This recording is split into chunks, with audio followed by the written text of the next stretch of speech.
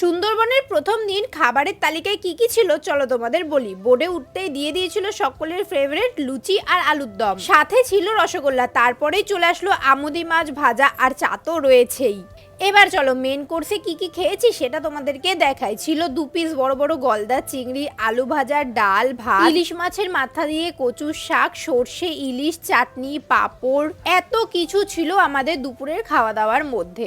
তো চলো একদম জমিয়ে পেট ভরে খেয়ে নেওয়া যাক। হ্যাপি বিডি বলে একজন কমেন্ট করেছে, দিদি ভাই আমি তোমার ভিডিও বাংলাদেশ থেকে দেখি, আমার খুব ভালো লাগে, তোমার রেসিপিগুলো আমি ট্রাই করি, আমার নামটা নিও। Hello happy. এই তো সন্ধ্যাবেলার টিফিন চাউমিন চলে এসেছে। চাউমিন খেতে আমি খুবই ভালোবাসি। চাউমিন খাওয়ার পর চা খেতে খেতে দেখে নিলাম আদিবাসী নাচ। স্বপ্না বলে একজন কমেন্ট করেছে, অনেক ভালো লাগলো, তুমি তোমার পরিবারকে এভাবেই সময় দাও, ভালোবাসা রইলো তোমার জন্য, থ্যাংক ইউ সো মাচ দিদি ভাই। এই তো তারপরে রাত্রেবেলা ডাল, আলু ভাজা আর লাল লাল খাসির মাংসের ঝোল দিয়ে ভাত খেয়ে একটা ভালো ঘুম দিয়ে নিলাম। চলো টাটা।